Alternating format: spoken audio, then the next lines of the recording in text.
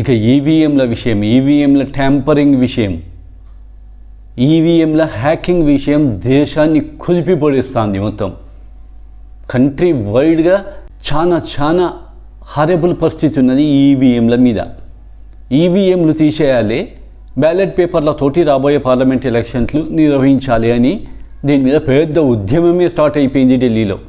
ఇద్దరు supreme court అడ్వకేట్లు, Bhanu Pratap, Mahmood ప్రాచా.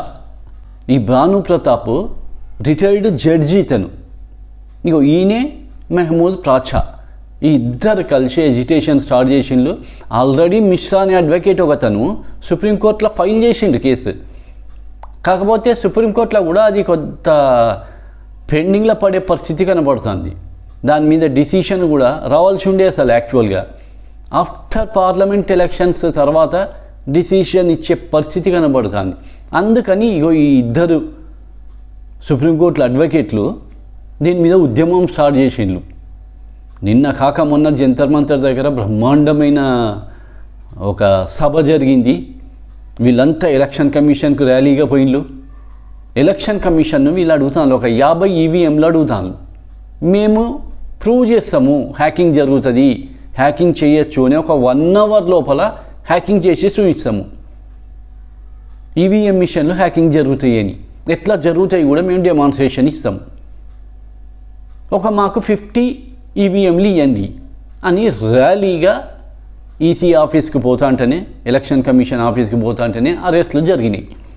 2017లో election కమిషనే ఒక challenge పెట్టింది, 24 గంటలలో లేకపోతే మార్నింగ్ 9 to ఈవినింగ్ 6 వరకు ఎవరైనా వచ్చి హ్యాకింగ్ జరుగుతుందని నిరూపించండి అని ఒక ఛాలెంజ్ పెట్టింది 2017లో.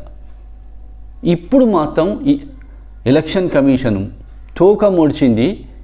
అసలు ఎవ్వరికి కూడా అపాయింట్మెంట్ కూడా ఇస్తలేరు.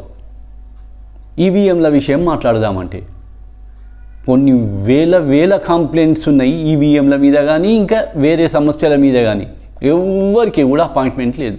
ఇప్పుడు అంటలేదు మరి ఈవీఎంలను హ్యాక్ ఎట్లయితుందో ప్రూవ్ చేయండి, ప్రూవ్ చేస్తే మేము దీన్ని క్యాన్సిల్ చేసి బ్యాలెట్ పేపర్ తోటి ఓట్లు నిర్వహిస్తాం అని ఇప్పుడు అంటలేదు.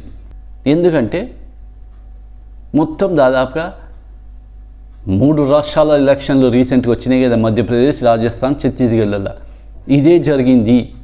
ఈవీఎంలతోటే మొత్తం పని అయింది అనే టాక్ దేశం మొత్తం వ్యాపించింది. కంప్లీట్ దేశం మొత్తం తెలిసిపోయింది. ఈ ఇద్దరు సుప్రీంకోర్టు అడ్వకేట్లు కలిసి దీన్ని ఇంకా పెద్దగా చేస్తాను, కంప్లీట్గా దేశం మొత్తం స్ప్రెడ్ అయ్యేటట్టుగా ఉద్యమాన్ని దీన్ని చేస్తాను వీళ్ళు. నెక్స్ట్ ఇంకొక విషయం ఏంటంటే, ఇవన్నీ ఓపెన్ వార్తలు వచ్చినాయి, ఇవన్నీ మనమనేది కాదు, కంప్లీట్గా న్యూస్ వచ్చినాయి. దాన్ని బట్టే ఈ వీడియో చేయడం అంతే, మన సొంతంగా చెప్పేది ఏం లేదు. మహారాష్ట్రలో 19 లక్షల ఈవీఎంలు మాయమైపోయినాయి. 19 లక్షలు 19 lakhs ఈవీఎంలు మాయమైపోయినాయి. ఆఫ్టర్ ఎలక్షన్స్ తర్వాత ఈవీఎంలను 2 చోట్లనో ఏమో వీటిని పెడతారు. మహారాష్ట్రలో ఒకటి అది డిపాజిట్ చేస్తారు అక్కడ. అక్కడి నుంచి 19 లక్షల ఈవీఎంలు మాయమైపోయినాయి. బాంబే హైకోర్టులో కేసు కూడా ఫైల్ అయింది దీని మీద. మరి 19 లక్షల ఈవీఎంలు ఎక్కడికి పోయినాయి, ఏమై తిరిగి వస్తాయి, మళ్ళా ఏమేమి మార్పులు జరిగి తిరిగి వస్తాయి ఈ ఎలక్షన్ల టైం వరకల్లా అన్నది ఒక క్వశ్చన్ అయిపోయింది. మొత్తానికైతే ఈవీఎంలు విషయము దేశాన్ని కుదిపిపడేస్తుంది. మొత్తం రోజు వార్తలల్లా ఈవీఎంల విషయమై న్యూస్ రాని వార్త ఉండలేదు. ఎవ్రీడే వార్తలు వస్తున్నాయి దీని మీద, ఎవ్రీడే. ఈరోజు కూడా వచ్చినాయి. కాకపోతే ఏంటంటే దీన్ని మెయిన్ స్ట్రీమ్ ఛానల్స్ మాత్రం టెలికాస్ట్ చేస్తలేవు. గోధి మీడియా ఉన్నది కదా, అవి టెలికాస్ట్ చేస్తలేవు. మామూలు యూట్యూబ్ ఛానల్స్, పెద్ద యూట్యూబ్ ఛానల్స్ ఉన్నాయి, వీళ్ళందరూ మొత్తం దేశమంతా మోగిచ్చి వదిలిపెడతాను.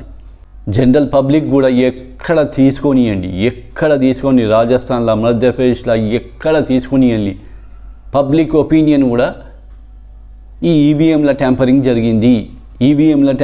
జరిగింది, హ్యాకింగ్ జరిగింది, పార్లమెంట్ ఎలక్షన్లలో ఈవీఎంలను యూజ్ చేయొద్దు అనే టాక్, పబ్లిక్ టాక్ మొత్తం.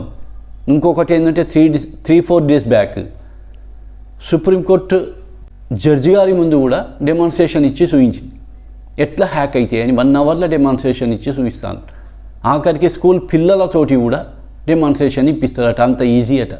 సుప్రీంకోర్టులో కూడా చూపించుడైంది డెమాన్స్ట్రేషన్ ఎట్లా హ్యాక్ అవుతానని. ఒక్క ఓటు తోటి 100 ఓట్లు పడేటట్టు చేయొచ్చట, ఓన్లీ ఒక్క ఓటు తోటి కంట్రీలో.